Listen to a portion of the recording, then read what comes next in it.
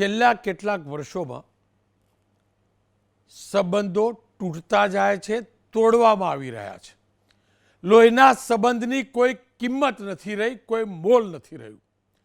ત્યાં સુધી કે માતા પિતાને સાથે રાખવા હવે સંતાનોને, પુત્રવધુઓને ભારરૂપ લાગે છે. માતા પિતાને ત્યાં સુધી ચોક્કસથી સાથે રાખે છે જ્યાં સુધી પોતે પગભર નથી થતા, પોતે પરિણિત નથી થતા. પરંતુ જ્યારે જ્યારે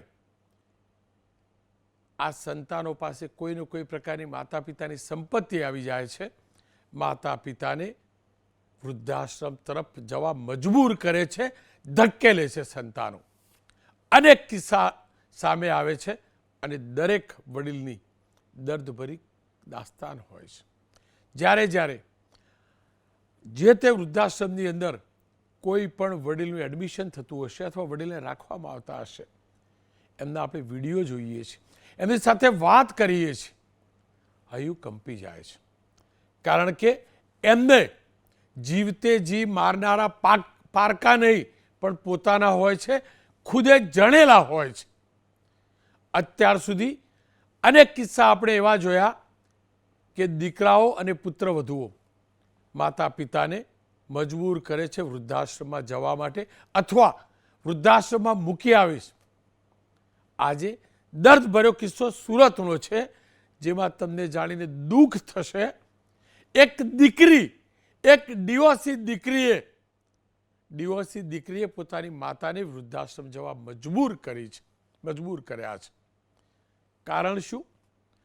તમામ લોકો અલગ અલગ કારણ આપે છે કે માતા કંકાસ કરતી હતી, કોઈ એમ કહે કે પિતા કંકાસ કરતા હતા, કોઈ એમ કહે કે કકળાટવાળો જીવ હતો, નવા જનરેશન સાથે જનરેશન ગેપ હતી. આ તમામ બાના છે, મહદ અંશે જોવા મળે છે. વૃદ્ધાશ્રમવાળા સંચાલકો સાથે વાત કરીએ છીએ તો મહદ અંશે જોવા મળે છે કે જ્યારે જ્યારે સંતાનોના નામે માતા પિતાએ સંપત્તિ કરી દીધી છે ને, ત્યારે ત્યારે આ પ્રકારની સ્થિતિ સર્જાય છે. હું એમ નથી કહેતો કે દરેક સંતાન આવું કરે છે, પણ જે વડીલો વૃદ્ધાશ્રમમાં પહોંચ્યા છે ને, એમનો અનુભવ એ છે કે એમને સંપત્તિ પોતાના માતાના નામે કરી, પોતાના સંતાનોના નામે કરી, એના કારણે એમની એ સ્થિતિ સર્જાઈ છે. સુરતનો જેવો કિસ્સો કહેતો હતો લાભુબા જે છે તે આજે વૃદ્ધાશ્રમમાં આશરો લેવા મજબૂર છે. ગઈકાલે લાભુબાને વૃદ્ધાશ્રમમાં ખસેડવામાં આવ્યા છે. લાભુબાએ એક સમાજસેવી સંસ્થાને ફોન કર્યો, સમાજસેવી સંસ્થાના લોકો ત્યાં આવ્યા. સમાજસેવી સંસ્થાના લોકોએ લાભુબાને મજબૂર કરનાર દીકરી સાથે વાત કરી. એ દીકરી પણ ઘરમાં હતી. દીકરી અલગ અલગ તર્ક આપતી રહી, પણ લાભુબાએ સ્પષ્ટ કહ્યું કે મારી દીકરી મને ખાવા ગરમ રોટલો સુદ્ધા નથી આપતી. લાભુબાએ એ પણ કહ્યું કે મેં સંપત્તિ જ્યારે મારી આ દીકરીના નામે કરી છે ને, એટલે એ દિવસથી આ દીકરી હેરાન કરે છે. લાભુબાની આ દીકરી ડિવોર્સી છે. લાભુબાનો એક દીકરો છે, અમદાવાદ છે, પણ એ દીકરો લાભુબાના કહેવા પ્રમાણે એટલે એમને નથી રાખતો કે હવે એમની પાસે સંપત્તિ નથી અને લાભુબાએ સંપત્તિ પોતાની એ ડિવોર્સી દીકરીના નામે કરી દીધી છે. આને કળિયુગ ન કહેવો તો શું કહેવો. અને એટલે જ ગઈકાલે લાભુબાને લેવા જ્યારે એનજીઓ વાળા આવ્યા હતા ને, ત્યારે શું સંવાદ થયો તો એ જોઈ લો. દાદા વૈજ્ઞાન કેટલો સમય થયો? 10 વર્ષ થયા. તો દાદા હતા ત્યારે તમારી પાસે હું મિલકત હતી? લાટ હતી. હું હતું? જમીન, મકાન? બેમાં જમીન હતી, અહીં ધનનારાયણમાં મકાન હતું અને અહીં પલોટ હતો અને ઘર વખરી બહુ હતી. હવે તમારી મિલકત બેનને આપી કે ભાઈને આપી? બધી બેનને આપી છે. નાના ભાઈને આપી છે. કાયદેસર ભાગ જ પડ્યા હા, વાંધો કાયદેસર 4 ભાગ પડ્યા હતી. ભાઈને એનો ભાગ આપી. તમારા ભાગનું કઈ રાખ્યું છે કે બધું આપી દીધું? બધું એટલે તમે આપી દીધું કે એને લખી લીધું છે? એને લખી લીધું. ના ના એના રાજીવ સોસાયટી સાક્ષીમાં જે મકાન છે એની સહી લીધી. મકાન હતું ને સોસાયટી. તો એના ભાગનું કાંઈ ન રાખ્યું ના એનું મકાન એટલે મેં હેરાન લીધું. થયા ને? ના ના એ મકાન લીધું છે મેં મારી પાસે આવ્યું છે. એટલે અહીંયા લીધું છે એ મકાન બાના નામે છે ના મારા નામે છે પણ એનું અમારે કમાનાર કોઈ નથી બરોબર. મારી દીકરી છે એ મનબુદ્ધિનો ભાઈ અમે ચારે કમાનાર કોઈ નથી એટલે એની ભાડાની આવકમાં અમારું ઘર ચાલે. એ મકાન તમારા નામ પર લીધું છે હા. છે બાનું હા બરાબર આખું બાનું જ છે ને એટલે એ લોન પર છે કે લોન વગરનું છે લોન વગરનું છે 4 ભાગ પાડેલા કઈ જગ્યાએ છે અશ્વિનમાં. અશ્વિનમાં મતલબ છે બાનું ઈ એટલે અમારે 4 ભાગ પાડેલા મિલકતના બરોબર. પછી એક ભાઈને મોટા ભાઈને ભાગ આપી દીધો હા. અને 3 રહ્યા ઈ અમે 3 નું ભેગું છે એમનું. તમારા ભાઈ ને તમારું ને તમારા બા હા લાભુબાના કિસ્સાને બેઝ બનાવી આજે હું ચર્ચા કરી. તમામને એક સંદેશ આપવા માંગુ છું કે કમસે કમ એટલું તો તમારી પાસે રાખજો જેના કારણે તમે સ્વમાનભેર જીવી શકો, 2 ટંકનો રોટલો ખાઈ શકો અને રહેવા માટે તમારી પોતાની પાસે પોતાનો આશરો રહી શકે. સંતાનો માટે પ્રેમ હોઈ શકે, સંતાનોની કારકિર્દી બનાવવાની ચિંતા તમામ મા બાપને હોઈ શકે. પણ જો એ જ સંતાન આ જ પ્રકારની પ્રવૃત્તિને વૃત્તિ કરતા હોય તો એકવાર ચોક્કસ વિચારવું જરૂરી છે કે જીવતે જી સંતાનોના નામે તમામ સંપત્તિ ન કરવી. અને એટલે જ ચર્ચા કરવા માટે અશ્વિનભાઈ જોશી લોકસાહિત્યકાર છે, જેઓ મા બાપને ભૂલશો નહીં ના નામથી પ્રચલિત પણ છે, નામથી જબરજસ્ત પ્રયાસ પણ કરે છે. જયભાઈ વસાવડા લેખક છે, મોટિવેશનલ સ્પીકર પણ છે, સાથે સમાજ સુધારક પણ છે. અને ખુદ લાભુબા જેમની સાથે આ કડવો અનુભવ થયો છે તેમની સાથે મેં વાત કરી છે ને પહેલાં એ જોઈ લઈએ. લાભુબેન, મને આખું સમજાવો શું થયું અને કેમ વૃદ્ધાશ્રમ આવવું પડ્યું? માથાકૂટ થતી. બા કોની જોડે માથાકૂટ થતી હતી, કેવી રીતે થતી હતી? દીકરી જોડે ખાવા પીવા દે નહીં ને એવું બધું. કેમ નથી આપતી બા? દીકરી તો આપત, દીકરી તો માને રાખે ને. એવો સ્વભાવ હોય શું કે અને મિલકત સુધી હગાઈ હતી, માણસની હગાઈ નથી. અને બા મિલકત તમે દીકરી નામે કરેલી? દીકરી નામે કરી હતી? હા કેટલી મિલકત હતી બા? કેટલી મિલકત દીકરી નામે કરેલી? મિલકત તો ઘણી હતી, 1.5 કરોડ જેવી હતી. અચ્છા, મિલકત હતી ત્યાં સુધી દીકરી રાખતી હતી બા? બરાબર રાખતી? તમારા નામે મિલકત હતી ત્યાં સુધી? એટલે મિલકત અમારી જોડે હતી ત્યાં સુધી રહેતી, પણ એને દીધી ને એટલે એમ થયું કે હવે મિલકત આવી ગઈ છે એટલે ભલવૈયા જ હતા. બા તમે દીકરીને કહ્યું ને કે મેં તો તને જન્મ આપ્યો, મોટી કરી, મારી જોડે આવું ના કરે, તમે કીધું નહીં બા? કહેતા નતા? કીધું તે ક્યાં નવાઈ કરીશ કે જન્મ આપ્યો, તમારે શોખે જન્મ આપ્યો એમ કે હું કે. શું ઝઘડા શું કરતી દીકરી? ઝઘડા કેવી રીતે કરતી હતી? શું કહેતી હતી? જમવા દેવું પડે કે આપણે ઘેરે હોય ત્યાં કંઈક જવું હોય તો બહારથી નાસ્તો લાવે. દીકરી ને એની દીકરી બે જ નાસ્તો કરે, આપણને ન દે. તમને જમવાનું આપતી હતી બા? એ ટાઢું ટુકડા આપે. અને મારપીટ કરતી હતી ખરી? મારતી હતી, ખખડાવતી હતી, શું કરતી હતી દીકરી? એટલે એમ હાથ બાથ ઉકામે મારતૂટ કરવા માટે, પણ એમ કે વૈયા જવાયથી. તો તમે કોઈ દિવસ કીધું ને કે દીકરી જો આ બધું મેં મહેનત કરીને તાર માટે બચાવ્યું, તને આપ્યું, તો તું મને કેમ કાઢી મૂકે? એ કે ક્યાં નવાય છે, મને દીધું છે તે મારું હતું ને દીધું, ક્યાં તમારું હતું એમ કે. દીકરી જો બા દીકરી તો દીકરા તો હજી બરાબર, પણ દીકરી તો બધાને રાખતી હોય ને બા. દીકરી તો રાખે ને માને. પણ આને હતું જ નહીં, મિલકત આવી ગઈ એટલે એમ થયું કે હવે હું રાજા થઈ ગઈ, હવે ભલે વ્યાજ હતા એમ. અચ્છા, દીકરી એવી હતી કે તમારા જમાઈ પણ એવા હતા? જમાઈ તો કાઢી મૂક્યા હતા ને નહોત રાખ્યા, છૂટું કર્યું બેનું. દીકરી તમારે ઘેર રહેતી હતી, તમે રાખતા હતા? ના ના એની ઘેર જ હતી, પણ બેન ભરતું નહીં ને એટલે એને કાઢી મૂક્યા. કાઢી મૂક્યા પછી દીકરી બા તમારી જોડે આવીને? એટલે મને તેડવા આવી, તમે હાલો ને રહેજો, આપણે ભેળા રહેવું ને એવું બધું કીધું. મિલકત લેવી હતી એટલે એવી રીતે રહેતી. પછી અહીં આવ્યા ને મિલકત હાથમાં આવી ગઈ એટલે કે વૈયા જાઓ. ના બા દીકરીને મોટી તમે કરી ને, જન્મ આપીને મોટી કરી. કેટલી મહેનત કરેલી દીકરીને મોટી કરવામાં, ભણાવવામાં, મોટી કરવામાં? ભણાવી, કોલેજ 3 વર્ષ કરાવ્યા, ભણાવીએ હમાય, પણ બધાય જોડે લડતી બહુ, બધાય જોડે બાજતી. અમારા મોટા છોકરા હારે એ બાદથી તો મોટો છોકરો તમારી જોડે નહીં રહેતો? મોટો છોકરો શું કરે? એને ઠારા મારું છે, જ્યાં અમદાવાદ જ છે, ફ્લેટમાં મકાન છે ઘરનું. અને એને 2 દીકરા છે, દીકરી છે, બધા વળી પરણી ગયા છે. તો મોટો દીકરો બા તમને નહીં રાખતો? એટલે આ અમારી પેઢી રહેતી આવી હતી ભાગીને તે, એટલે આપણે રાખીએ એટલે એને એમ થાય ને ન રખાય, કાઢી મૂકવા. પણ મેં કહ્યું આપણે દીકરીને ક્યાં કાઢી મૂકીએ. અમે 3 વર્ષ રાખી. આ ઝઘડીને આવી હતી ને તે કેસ કર્યો અને પછી એને 3 વર્ષ રાખી. બા એ વાત સાચી, પણ દીકરા મોટો દીકરો અમદાવાદ રહે તો તમે આ વૃદ્ધાશ્રમમાં ગયા, એના કરતાં મોટા દીકરાને ઘેર કેમ ના ગયા? નહીં તો અમદાવાદ છે ને એને ખબર નથી. મોટો દીકરો રાખે નહીં તમને? એટલે આને મિલકત આપી એટલે એમ હોય ને કે એને આપી છે રહ્યો ત્યાં, તો કે એ તો રાખે, પણ મિલકત આને ગુડી એટલે પછી એમ જ થાય ને. તમે વાત કરી બા મોટા દીકરાને એક વાર કહો મારી ભૂલ થઈ ગઈ, મને લઈ જાય દીકરાને વહુને? હા એને કરી જ, પણ કે એ દીધું તમે એટલે તમારે રહેવું જ જોઈએ ને, હું કામ દીધું કે. પણ હવે હું આપણે ભૂલ થઈને દીધું, હવે એ લઈ ગઈ, હવે તો એમ થયું ને કે હવે શું કરશે એ. પણ બા દીકરો પણ તો રાખે ને, ભલે આપણે દીકરાને કશું ના આપીએ પણ મોટા તો તમે જ કર્યા ને દીકરાને, મોટો ના રાખે દીકરો?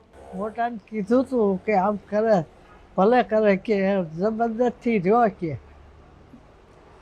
અમે વાત કરીએ તમારા મોટા દીકરાને તો તમને લાગે છે કે લઈ જશે, તમને રાખશે? એ એમ કે જે કરે નો કરે. મોટો દીકરો ના રાખે તમને? હવે મિલકત દઈ રાખે, મિલકત આવે થોડી દે.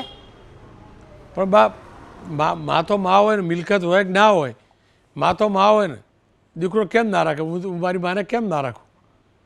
માએ મોટો કરે એનાથી મોટી મિલકત શું હોય માં? એને મેં કીધું તે ફેરું મારને આવી આવું છે, આ નથી આવું, ઝઘડે છે. એ કે જે કરે એ લઈ કહે છે ત્યાં રહેવું જ પડશે કે. અને આને મેં કીધું મિલકત આપી દે, હું ભાઈ ફેરી વહી જાઉં. એટલે કે મિલકત ન મળે, એમને એમ જાઉં. અચ્છા બા મને એટલું કહો, હવે આખું જીવન તમે ત્યાં વૃદ્ધાશ્રમમાં જ રહેશો બા? શું કરવું? કેમ બા? કેમ શું કરું બા? દીકરી ભલે દીકરો તો છે ને બા, દીકરો તો છે ને, શું કરવા તમે પેલું કરો મને કહો? હા તમે કહેતા બા તમારા દીકરાને મેં વાત કરીએ કે બાને લઈ જાઓ, બાને રાખો એવું? એ ન માને તો એમ કે એને ભેળા ગયા છે રાખશે. પણ દીકરાને તો થાય ને ચિંતા, તો મા તો મા હોય ને બા, રાખે ને, ભલે સંપત્તિ પ્રોપર્ટી ના રહી, નહીં રાખે. હું સમજાવું, બોલો હું જઈને સમજાવું, મને નંબર આપો તો હું સમજાવું. એમ નંબર તો મારી પાસે નથી. પણ દીકરો રાખે જ જશો ને એના ઘેરમાં? હું તો દાવત ને હા પાડે તો. જી બા, આશા રાખું અમે પ્રયાસ કરીશું દીકરાને સમજાવવાનો. જય શ્રી કૃષ્ણ બા. આ જ મુદ્દે વાત કરવા જયભાઈ વસાવડા અને અશ્વિનભાઈ જોડાયા છે. અશ્વિનભાઈ, આપ સતત કહેતા રહ્યા છો મા બાપને ભૂલશો નહીં, પણ હકીકત એ છે કે હવેનું આ જનરેશન મા બાપની સંપત્તિને ભૂલવા નથી માગતું, મા બાપને જીવનભર ભૂલવા તૈયાર છે. આપ અનેક જગ્યાએ જાઓ છો, અનેક વાર વાત કરો છો. શું કારણ? શું કારણ? દિવસે ને દિવસે સ્થિતિ બદલાતી જાય છે, અને એમાં પણ સ્વભાવ તો ઠીક, હવે સંપત્તિ સુધી વાત આવી ગઈ છે. સંપત્તિ આવી ગઈ એટલે મા બાપ ગાર્બેજ થઈ ગયા. કેમ આવું અશ્વિનભાઈ? અત્યાર સુધી જે કંઈ બોલવાનું થતું હતું એ બધું દીકરીઓના ખૂબ વખાણ કરવાના અને દીકરી વાલનો દરિયો છે એના વિશે મારે બોલવાનું હતું. પણ આજ જે લાભુબાનો જે કેસ આવ્યો છે એ આખો વિપરીત છે. હવે આ કેસની માલિકોર આપણે એવું કહી શકીએ કે જિંદગીની માલિકોર દીકરી તો દીકરી હોય છે. ઘરમાં દીવો કરે ને દીકરો કહેવાય, કોકના કુટુંબની માલિકોર જઈને દીવા કરે એને દીકરી કહેવાય. એનેથી આગળ કહી તો કે ભગવાન છે દીકરા આપે ને તો આંખો બંધ કરીને આપે, અને ભગવાન દીકરી આપે ને તો આંખો ખુલ્લી રાખીને આપે, કારણ કે જે ઘરે બહુ જ પુણ્ય કર્યા હોય એ જ ઘરે દીકરીનો જન્મ થાય છે. અને એનેથી આગળ આપણે કહીએ તો દીકરી છે પરભવે કરેલા પુણ્યની રસીદ છે. આટલા બધા દીકરીના વખાણ કર્યા પછી આ સમય એવો આવીને ઊભો રહ્યો છે કે લાભુબા જેવી વ્યક્તિને માં દીકરીના ભાવમાં તણાણી, માં એ દીકરીને જિંદગીનો સહારો આપ્યો. જે માએ એના દુઃખમાં સહારો આપ્યો દીકરીને, એ જ દીકરીએ માની મિલકત લઈ અને માને છોડી દીધી. આજે અહીં સંતાનો સંતાપે, હવે ક્યાં જાઓ મા બાપે, મૂકી આવ્યા ઘરડા ઘરમાં, અહીં જીવી રહ્યા છે રડી રડી. કોઈ પણ માને તમે જઈને વૃદ્ધાશ્રમની માલિકો પૂછો તો તમને એ માં એમ નહીં કહે કે મારા દીકરાનો વાંક છે કે મારી દીકરીનો વાંક છે. મા બાપ દીકરાનો એક પણ અવગુણ ન દેખાય ને એનું નામ માં છે. વાત આવે છે, હવે મૂળ વાત ઉપર આવું છું, મૂડીની વાત આવે છે ત્યારે કોઈ મા બાપને તમે પૂછજો કે તમારી પાસે મૂડી કેટલી, તો દુનિયાના મા બાપો શું કહેશે?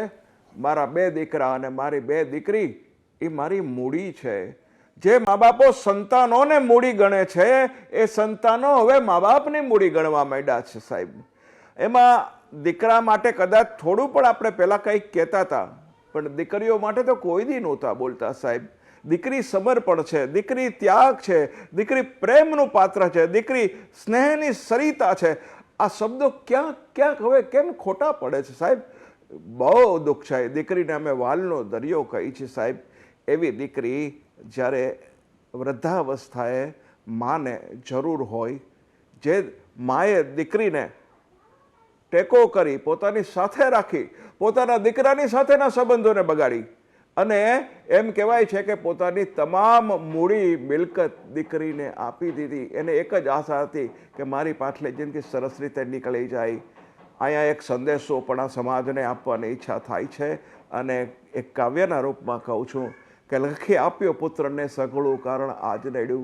લખી આપ્યું પુત્રને સઘળું કારણ આજ નડ્યું. ઘર અમારું હતું છતાં ઘરથી બેઘર થવું પડ્યું.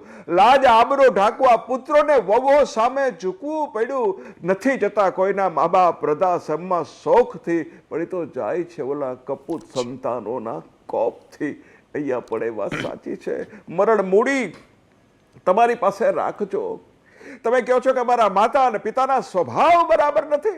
અરે ભાઈ, આ મા બાપોએ, આ જનેતાએ, જેથી પેટની માલિકો ઉદરની માલિકો તું આવ્યો ને હલન ચલન નહોતો કરતો, માં નિરાશ થઈ અને એ વખતે તે પેટની માલિકો જનેતાને પાટું માર્યું હતું અને એ તારું પાટું ખાય અને જનેતાએ તને દૂધ આપ્યું હતું. આનેથી જનેતાનો બીજો ઉપકાર શું હોઈ શકે?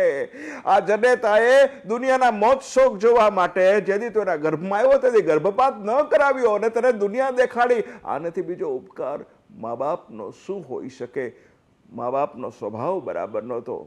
કોઈ કેસમાં સંતાનો કદાચ એવું કહેતા હોય તો મારે એટલું જ કહેવું છે કે આંખના નંબર વધે ને ચશ્મા બદલાય, આંખને ન બદલાય. આપણા ગલત સ્વભાવને, બચપણના સ્વભાવને આપણે બચકા ભર્યા, આપણે માના વાળ ખેંચ્યા, છૂટા વાટકાના ઘા કર્યા, માને ગાળો દીધી, માળા ઉપર ઝાડા અને પેશાબ કર્યા અને છતાંય જનેતાએ જો આપણને નિભાવી લીધા હોય ને તો એ જનેતાના જિંદગીના થોડા પાછલા વર્ષો એ સંતાનોએ એને નિભાવી લેવા જોઈએ. હવે વાત આવે છે માને અમદાવાદમાં રહેતા દીકરાની. મારે એ કહેવું છે, એ સંતાનને એ કહેવું છે કે ભાઈ, મા બાપને મિલકતથી, રૂપિયાથી ન તોડશો. માં દીકરીના ભાવની માલિકો આવી ગઈ, માએ ભૂલ કરી, પણ મારે એ કહેવું છે કે આપણે જિંદગીની ઘણી ભૂલો કરી છે. આપણી માએ એક પણ ભૂલને ગણી નથી. માએ આપણા ઉપર કરેલા ઉપકાર, એકવાર તો માને પૂછો કે માં તે મારા માટે શું કર્યું? તો ગામડાની અભણ અંગૂઠા છાપ એ જનેતા એમ કહેશે, બેટા મને તો ખબર જ નથી મેં તારા માટે શું કર્યું છે. માં અગણિત ઉપકાર કરે છતાંય માં યાદ નથી રાખતી. આપણા એક પણ અવગુણને યાદ નથી રાખતી. કોઈ સંતાનને અગર જો સાંભળતા હોય તો એને પ્રાર્થના કરું છું કે માં નહીં મળે. એક વખત કદાચ માં પ્રત્યે તમને એમ થતું હોય કે માએ મિલકત નથી આપી તો તમે માની મિલકતને ન ગણો. અરે માનો પ્યાર જેને નથી મળ્યો એને પૂછો. માની મૂડી એ જ માનો પ્રેમ, એ જ માની મિલકત છે. આવી મિલકત જો તમને લૂંટવા મળતી હોય તો તમે સદનસીબ છો. મારી પાસે તો એવો કેસ આવ્યો છે કે 2 દીકરા કોર્ટની માલિકો કેસ કરે છે એકબીજા ઉપર કે નાનો મારો ભાઈ મારી માને રાખવા નથી દેતો, મારો મોટો ભાઈ મારે ઘરે મોકલતો નથી. મા માટે કોર્ટે ચડેલા દીકરાઓના ચરણોમાં મારા પ્રણામ છે. એના ચરણોના હું અમૃત એને પગ ધોય અને પીવું સાહેબ. એવા દીકરાઓ પણ છે આ દુનિયામાં કે જે મા માટે કોર્ટે ચલે છે. બસ દીકરીઓને પણ અહીંયા મારે એટલું જ કહેવું છે બાપ કે લગ્ન કરો તો જાગીને કરજો, ભાગીને લગ્ન ન કરશો. મા બાપને સમજવાનો પ્રયત્ન કરજો. 25 વર્ષ જે મા બાપે તમને પ્રેમ આપ્યો છે એને 25 દિવસમાં કે 2.5 મહિનાની માલિકો ન તોલશો. એટલી આજના સમાજના સંતાનોને મારી પ્રાર્થના છે. અશ્વિનભાઈ, આપનો ખૂબ ખૂબ આભાર. જયભાઈ, દરેક માતા પિતાની એક આ કહાની છે. કોઈ બોલીને કદાચ ખખડીને નથી કહેતું. દીકરાને, વહુ અને દીકરીઓની ઇજ્જત રાખવા માટે મા બાપ નથી કહેતા. પણ હું જ્યારે ખાસ કરી દિવાળીના દિવસે જઉં છું, કેમેરા સિવાય પૂછું છું ને, તો 10માંથી 8 માતા પિતાનો આ સૂર હોય છે કે સંપત્તિ તો હતી પણ સંતાનોના નામે કરી. કેટલાક એ નથી કહેતા કે એટલે જ સંતાને કાઢી મૂક્યા, પણ 10માંથી 8 કે 9 કિસ્સામાં તો એ પાક્કું જ હોય છે કે સંપત્તિ હતી પણ સંતાનોના નામે કરી. આપ શું માનો છો? કેવો હિસાબ, કેવો વ્યવહાર આ સંતાનો સાથે હોવો જોઈએ? જી રોનકભાઈ, હવે પહેલી વાત તો હું ચોખવટ કરું કે ઘણા બધા લોકોને એમ લાગે કે ભાઈ આમાં હું કેવી રીતે બોલતો હોઈશ. તો પહેલી ચોખવટ, મારા ઘરમાં મારા માતા પિતાનું હું એકમાત્ર સંતાન. એમણે મને ઘરે ભણાવ્યો, એમણે મારા માટે આખી પુસ્તકોની લાઇબ્રેરી ઊભી કરી. જ્યારે હું સમજણો થયો અને થોડીક ઘરની આર્થિક પરિસ્થિતિ નબળી હતી ત્યારે મેં પણ સંકલ્પ કર્યો કે ભાઈ આપણે પણ આમાં કોન્ટ્રીબ્યુટ કરશું. એટલે મેં એવું નક્કી કરેલું કે હું કોલેજમાં ભણવા જઈશ ત્યારથી મારો ખર્ચ, એટલે મારા મેગેઝિન કે મારે ફિલ્મ જોવા જવું હોય તો એની ટિકિટ અને ભણવાની જે પુસ્તકો લેવાની કે એ બધાની ફી થાય એ હું કમાઈશ. મારા મમ્મીને કેન્સર થયું. કેન્સર માટે ડૉક્ટરોએ કહ્યું કે ભાઈ ફેલાઈ ગયું છે બધે અને કેટલો સમય છે આપણી પાસે નક્કી નથી. મેં તત્ક્ષણ નોકરી છોડી દીધી. પપ્પાનું પેન્શન આવતું એ પપ્પા એક ચેક એનો ખાતાનો જે હોય એ મને આપી દેતા. હા, એના માટે અમે કોઈ જ કસર નથી રાખી વ્યક્તિગત રીતે. પણ હવે ભરોસો મા બાપને એવો હતો તો મને એમ થાય કે ભરોસો તોડવાનો જ કેવી રીતે હોય. જે મા બાપ તમને મોટા કરે છે એના માટે મેં તો નોકરીઓ છોડી દીધી છે, કરિયર વચ્ચે બંધ કરી દીધેલી. એમની માટે આપણે ઉજાગરા કરવાના હોય, એમને સાફસૂફ કર્યા છે, એમને મોઢામાં કોળિયા ભરાવ્યા છે, એમની બધો પડ્યો બોલ ઝીલ્યો છે. માતા પિતાએ મિલકત સોંપી એમની ઉદારતા છે, એમનો પ્રેમ છે, એમનો ભરોસો છે કે એમણે વિશ્વાસ રાખ્યો કે મારા સંતાનો છે એ તો મારા જ છે ને, હું પારકાના નામે થોડું મૂકું. મને મેનેજ કરતા મારા પપ્પાને તો બહુ આવડતું નહીં, હિસાબ ને મેનેજમેન્ટ ને બેન્કિંગ ને બધું. તો એમ જ કહેતા કે મને તો કંઈ ફાવે નહીં, જઈ બધું વાંચે ને જઈ બધું કરે. સાદી વાત છે કે એમનો ભરોસો છે, એમનો પ્રેમ છે, એટલે એ મિલકત તમારા નામે કરે છે. એ ભરોસો કે મિલકત તમારે ધારો કે કોઈ મતભેદ થયો, કોઈ ખટરાક થયો, મારે તો કોઈ દિવસ એવું થયું જ નહીં. મારા માતા પિતા તો એટલા સ્નેહાળ અને એટલા ઉદાર હતા. સ્વભાવના પણ એટલે એકોમોડેટિંગ, જેને અંગ્રેજીમાં કહેવાય, અનુકૂળ થઈ જાય દરેક વાતને. મારા પપ્પાને વાંચવાનું અને ભરવાનું બંધ થયું પાર્કિન્સન્સને કારણે, તો એ મારી સાથે ટીવી જોતા. હું એનિમેશન પિક્ચર બતાવું તો એ જોતા કે ચાલો આજે હું એનિમેશન જોઈશ. એવું ન કહેતા કે ભાઈ મને તમારે આ જ જોવું છે. તો એ અનુકૂળ થઈ જાય મા બાપ, એ તો એમની ઉદારતા છે. પણ તમને ખટરાક ધારો કે થયો, આ બેનને જેમ થયો લાભુમાને, એમની દીકરીએ કંઈક કારણો આપ્યા એવું તમે વિડીયોની અંદર આપણે સાંભળ્યું. તો હું કહું છું કે દીકરીએ સૌથી પહેલાં તો મિલકત સરેન્ડર કરી દેવાની હોય. પરત કરવાની વાત આવે તો તમે પરત કરો ને. તમે તમારા સ્ટેન્ડ ઉપર ઊભા હો, તમે એમ કહો કે મારી મા સાથે મારે નથી પડતું, મારે એમને નથી સાચવવા, તો તમે એમની મિલકતમાં રહ્યો છો પાછા અને એવું કહો છો કે ના ના એ તો એમની ફરજ કહેવાય. જો એમને પૂછ્યા વગર તમને લઈ આવ્યા એવું લાગે છે, કારણ કે આ દીકરી એવું બોલે છે કે ભાઈ એ તો મેં ક્યાં કીધું હતું કે મને આ દુનિયામાં લઈ આવો. ફાઇન, તમને પૂછ્યા વગર લઈ આવ્યા એવું તમને લાગે છે તો તમે એની મિલકત આપીને તમારી જાતે ઊભી કરો મિલકત.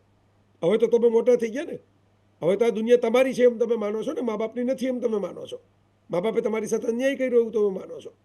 તો આ તો પહેલો મેસેજ છે, પાયાનો મેસેજ છે. બીજી વાત રોનકભાઈ, હું મારા ઘણા બધા પ્રવચનોમાં સિનિયર સિટીઝનોને ખાસ કહેતો હોઉં છું જ્યારે એવું ગ્રુપ હોય ત્યારે, કે તમે બધી મિલકત એક સાથે તમારા સંતાનોને કે મિત્રોને કોઈને આપી ન દો.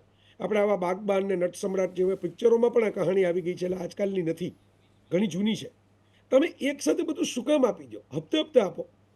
તમને ભરોસો ન હોય, તમને મુશ્કેલી હોય, તમને એમ લાગે કે મારી આ સંતાન કેવું નીકળશે, ખાતરી ન હોય, તમે ટુકડે ટુકડે આપો, હપ્તે હપ્તે આપો. હવે લાભુમાં એમ બોલ્યા કે મારા દીકરાને હું મિલકત મારે આપવી જોઈતી હતી અને મેં આપી નહીં, હવે એ તો મને કેવી રીતે રાખે? તો મિલકત છે અને મા બાપ છે બે જુદી જુદી વસ્તુ છે. મિલકત છે એ માણસે ઊભી કરેલી મૂડી કહેવાય. એમાં લાગણી નથી, એને ફિલિંગ નથી, એને ચહેરો નથી, એને આંખ નથી, એને માથે એની કોઈ કરતલીવાળી હથેળી નથી જે તમારી માથે ફરવાની હોય. મિલકત તમને આશીર્વાદ નથી દેવાની, મિલકત તમને દુઆ નથી દેવાની. મેં તો ત્યાં સુધી કહેલું છે રોનકભાઈ કે ગુજરી ગયા પછી તમે મોટી મોટી જાહેરાતો છાપામાં છપાવો એક એક પાનાની પૈસા ખર્ચીને, એના કરતાં જીવતા હોય ત્યારે એટલા પૈસાના જલસા કરાવી દો. ગુજરી ગયા પછી તમે કેસરવાળી ખીર લઈને અગાસીએ ઊભા રહ્યો, એના કરતાં જીવતા હોય ત્યારે બાજુમાં બેસીને એમના મોઢામાં ખીચડી પુરાવો, તમે કોળીઓ જાતે મૂકો. આપણી તો એ પરંપરા રહી છે કે જ્યાં સંત દેવીદાસ છે એ પોતાના રક્તપિત્તવાળા મા માટે સાધુતા મેળવીને પણ માને સાચવા ગામે જ્યારે છોડી દીધા ત્યારે એના માટે એમણે પોતે પરબ બાવડીની અંદર આખો આશ્રમ ઊભો કર્યો અને કેટલા દર્દીઓની એના માટે સેવા કરી. જી આદિ શંકરાચાર્યએ બધું મમત્વ છોડી દીધા પછી ચિદાનંદ રૂપમ શિવોહમ શિવોહમનો જયઘોષ કર્યા પછી માને માટે પાછા ફર્યા. આપણી આ પરંપરા છે. આ કેમ એવું આપણે ત્યાં આવું થતું જાય છે? મટીરિયાલિસ્ટિક સોસાયટી, ભૌતિકવાદ પણ જવાબદાર છે. તમે એક પ્રશ્ન પૂછો એ પણ જવાબદાર છે કે ક્યારેક વડીલોના સ્વભાવ એવા થઈ જતા હોય છે તો એનું કાઉન્સેલિંગ થવું જોઈએ. પણ આ વાતમાં એ વસ્તુ એટલે લાગુ નથી પડતી કે દીકરીએ મિલકત લઈ લીધી અને એમ કહે છે કે મિલકત પાછી ના આપો અને માને રાખવું પણ નહીં. તો માને રાખવી ન હોય તો મિલકત આપી દો માને, ફરીથી મારા નામે કરી નાખો, તમે તમારું જાતે કરી લો. તમારે માનો લાભ જોઈએ છે, લાભુમાં નામ છે, તમારે માનો લાભ જોઈએ છે, પણ તમારે પાછો લાભ લઈ લેવો છે. આ તો તારું મારું સૈયારું, મારું મારા બાપનું, એવી એક કહેવત છે જૂની, એવી વાત થઈ ગઈ. આમ તો કેમ ચલાવી લેવાય?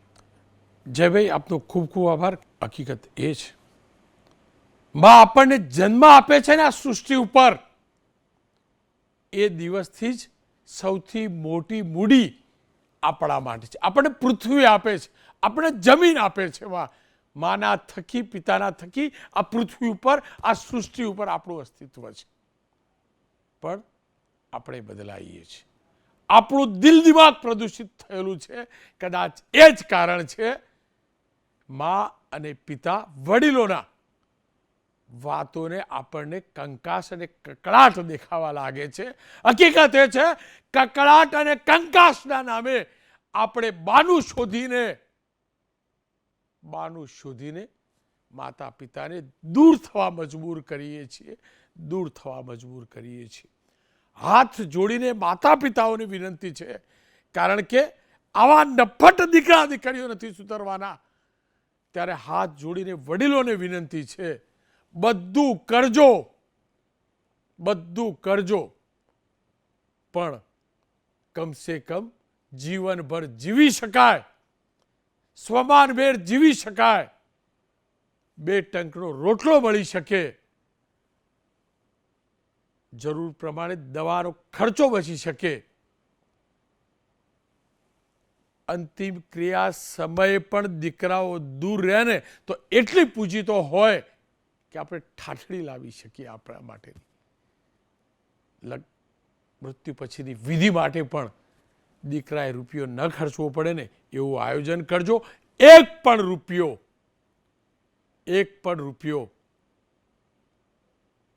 દીકરા પર આંખ બંધ કરીને, વિશ્વાસ કરીને ના આપતા. દીકરાને પગભર ચોક્કસ કરજો. તમે 21-22 વર્ષ સુધી દીકરા દીકરીને મોટા કરો છો ને, એ મોટો ઉપકાર છે, એ જ મોટો ઉપકાર છે, એ જ મોટી વારસાઈ છે.